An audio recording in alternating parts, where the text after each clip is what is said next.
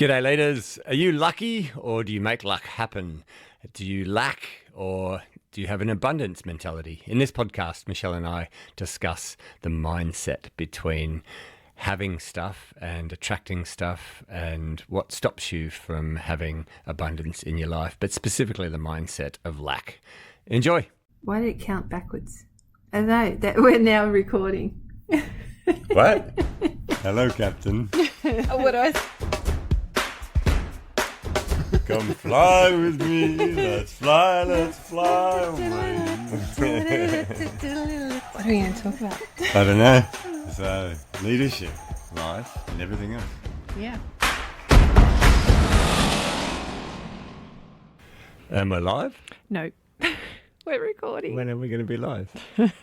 Oh, that's something we could do. Yeah, do a live one. That'd be fun. How are you, Michelle? Well, thanks, Guy. How are you? Captain. Oh, clown. I want to talk today about, it's a mindset around lack, not having enough. Yes. Yeah, it's because it's come up a few times lately in conversations with people and listening to different clients that I've been coaching. Just this idea that I don't have enough, I never have enough, other people are lucky, and you know that whole scarcity mentality. We have touched on it before, but I just wanted to go a bit deeper into it. Well, also, I think we did the podcast episode on jealousy and envy. Yeah. And I think some of that, the jealousy, you know, somebody else has it, therefore I don't. Yeah. That lack mentality. And we have this this mindset, don't we? We do. Everything works out for us. I know, that's right. And if you expected it, you see it. Yeah. So I'd like to talk about how the mindset creates the reality because of your subconscious and how you tend to always, your brain wants to be right. Yeah. So if you tell yourself that you don't have enough, your subconscious mind's job is now to make sure you never have enough. Yeah. I like how there's one workshop and I sat in on of yours where you were telling the class about, you know, see that pot plant over there? That didn't exist until you just looked at it now. Yes. And a few of them kind of look at you like you're a bit crazy. I am crazy. But it's true. Unless you actually think of it or see it, it doesn't exist in your space. reality. Yeah. So let's start with the car park because we both believe that we've mentioned this a couple of times. Have we? Yes. Okay. Yes. I'm repeating myself. Sorry. No, to well, those who have heard it and those who haven't, you'll hear it for the first time. So we believe that we'll always get a car park. Yeah. Yep. So the energy is that when you're driving into a big shopping centre, if you believe you're going to get a car park, you're just patiently driving up and down the aisles until you see that space and then you go, look, there it is. And you're so excited because you find your car park. Yeah. But those people who always focus on the fact that it's hard to find a car park, as they're driving around the car park, they're thinking to themselves, see, it's so hard to get a car park. Oh, I can't believe these car parks are always busy. I never get a car park. And then eventually they see the same car park that we see and they pull into it. They pull into it with frustration and we pull into it with, you know, a delight. There it is. There's the car park that was provided for us. That's right. It was an absolute belief it was going to be there.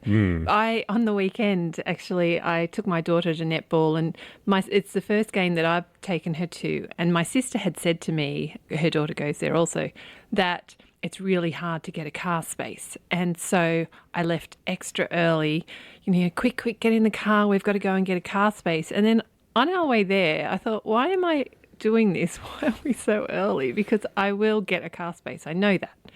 So we pulled up and we grabbed a coffee and, you know, a muffin on the way.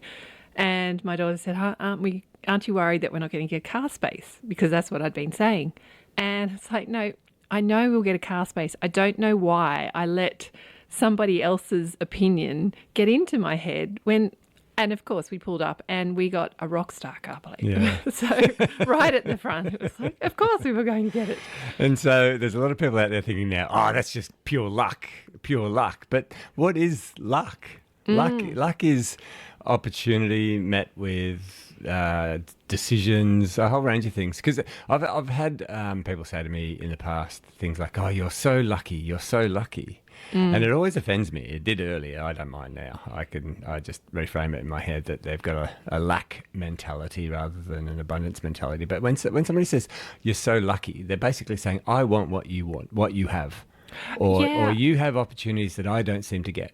I've had a long time ago. There was a neighbour who said to me, and you're so lucky, almost as an insult, and I'm thinking.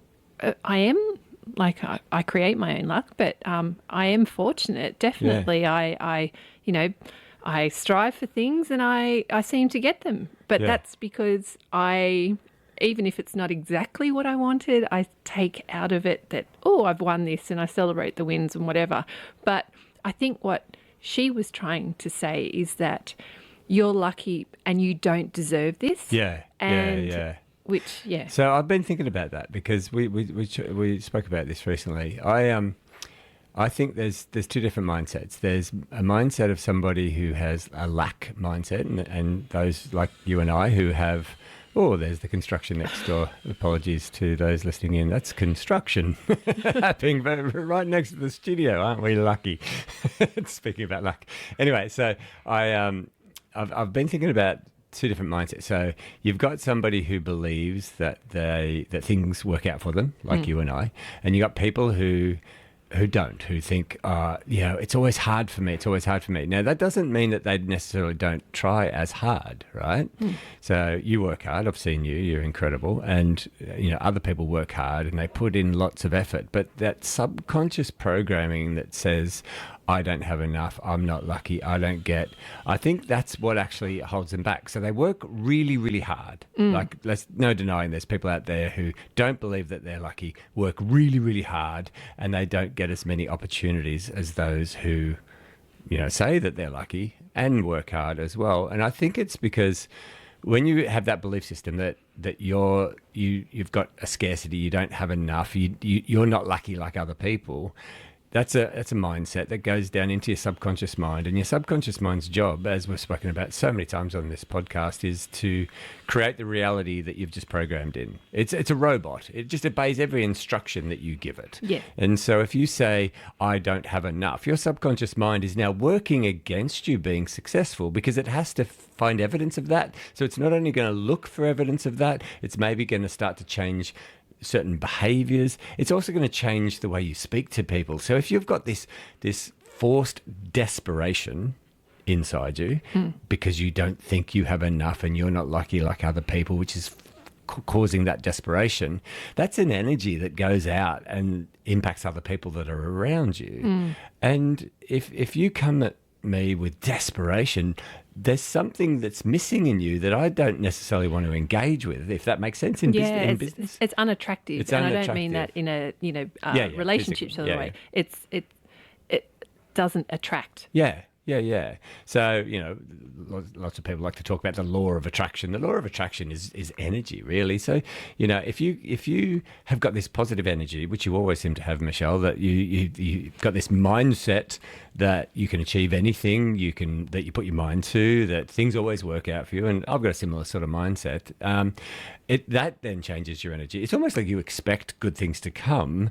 And so because you've got that energy of expectation that things will work out for you in the end, and even when they aren't working out, in the background of your mind, you're thinking they eventually will. Yeah. This too shall pass. That's right. So if you have the this too shall pass mindset and that things will always work out, then you'll just, with a smile on your face, push forward like you always do.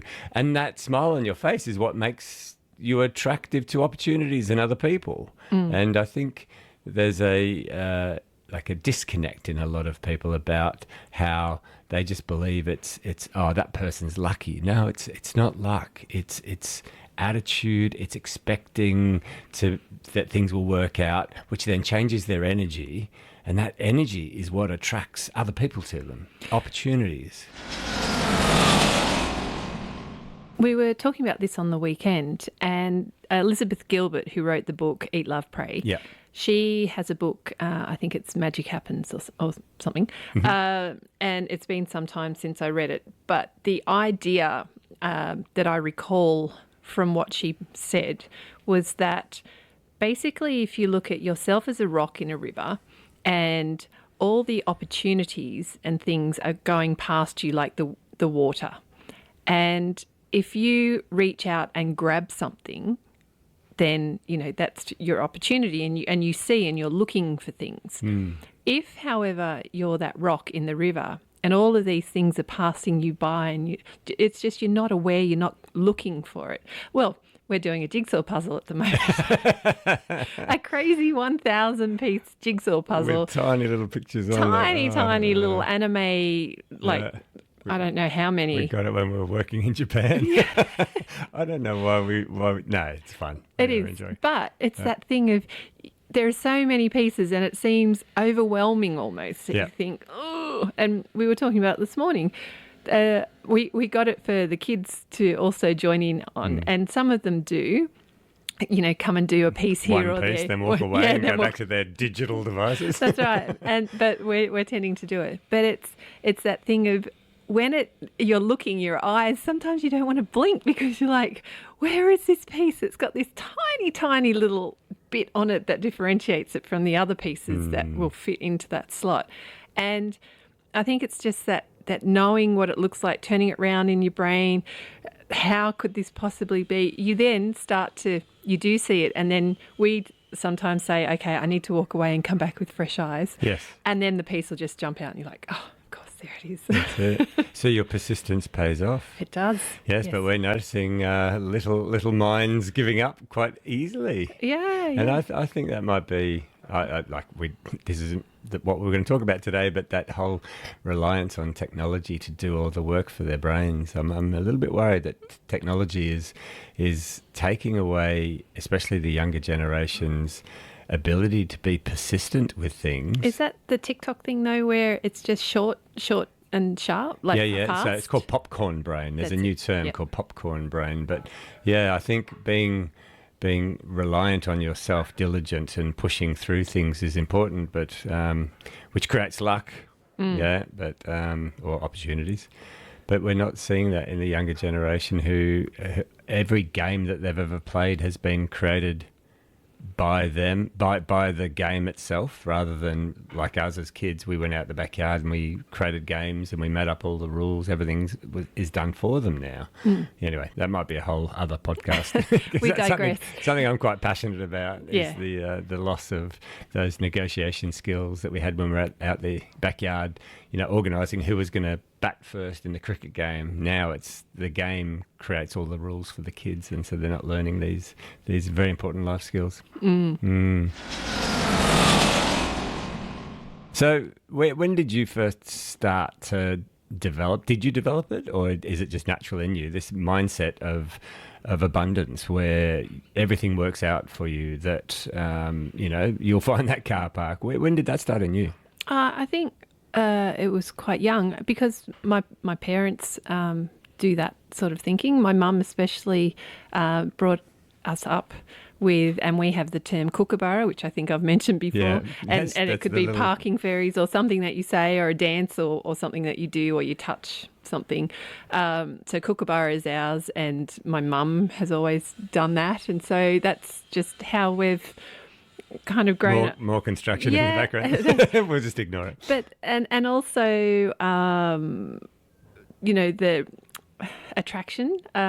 We could manifest things, and it became a game. And like mum would do it and point it out to us, and so we would then try it, and when it worked, it's like, see, it works. And so there was that confirmation, and whether it was or not it wasn't. Not that confirmation bias is a thing, is it? No, that's right. But it became fun.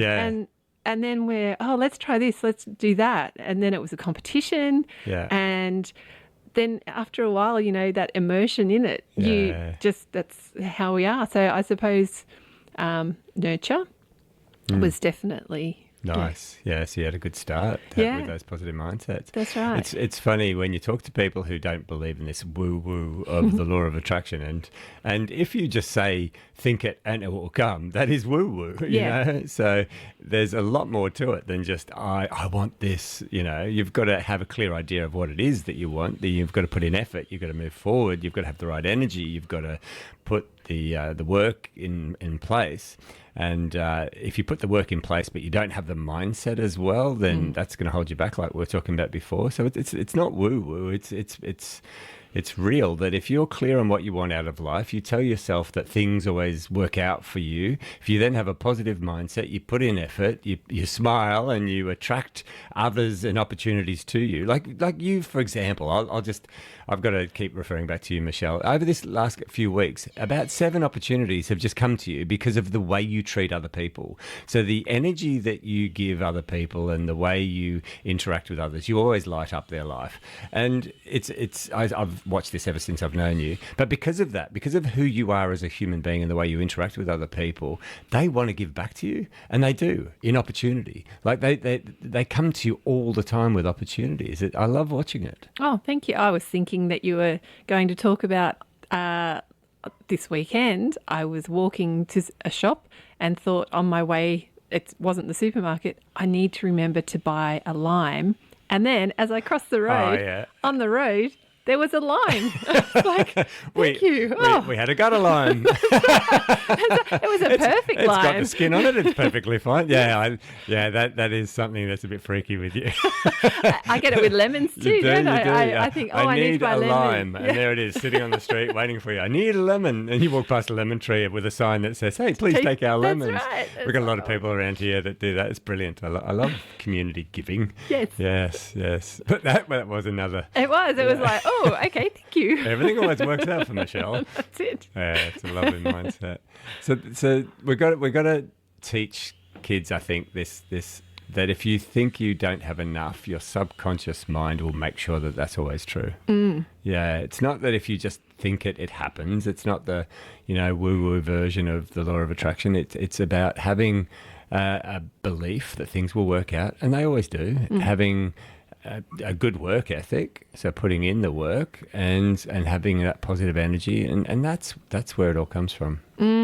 Yeah, definitely. Well, my kids believe that they're lucky and that they always get things that they wish for. Yes, because it was because I had that training with my mum. Yep. I've passed it on to my kids, and just believe, and you see opportunities. Yeah.